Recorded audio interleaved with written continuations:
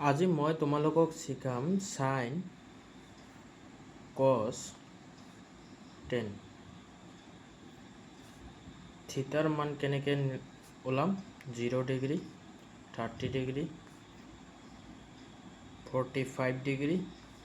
and 60 degree 90 degree আমি এইটো বহুত সহজতে ওলাব পাৰিম যদি কাৰোবাৰ মনত নাথাকে এক্সামত আপুনি লিখি ল'ব পাৰে যে কেনেকৈ তোমালোকে মনত কৰিবা তো 0 1 2 3 4 সবকে 4 দি ডিভাইড কৰিবা কৰিছে কৰাৰ পিছত এতিয়া তোমালোকে সবতে ৰুট দিবা এতিয়া চোৱা এইটো কাটি দি মই তলত লিখি আছোঁ সাইন কস 10 তো আমি 0 ডিগ্রি থিটার মানটো আমি কি লিখিম 0 বাই এভরিথিং ইজ 0 তো 1 √1 1/2 এইটো আহিব 30 ডিগ্রি মান 45 ডিগ্রির √2/2 লিখিব পাৰিম কিন্তু এইটো আমি আৰু এটা লিখিব পাৰোঁ যে 1/√2 সো হৈ গ'ল এইটো √3/2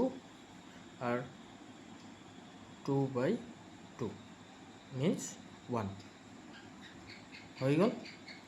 এইটো হল আমাৰ সাইনৰ মান তো কি আহিল এতিয়া কসৰ মান লিখিব হলে এইফালৰ পৰা আমি এইফালে আহিব 1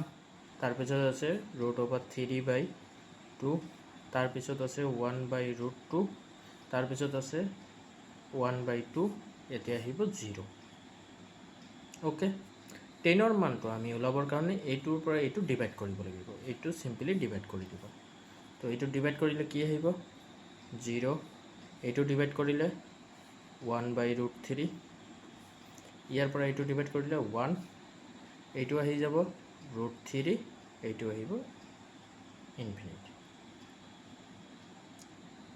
সকলোৱে গম পাই গৈছে কেনেকৈ এইটো ওলাব পাৰিম তো ঠিক আছে নেক্সট ভিডিও আৰু আহিব তোমালোকে চেনেলটো সাবস্ক্ৰাইব কৰি ৰাখিব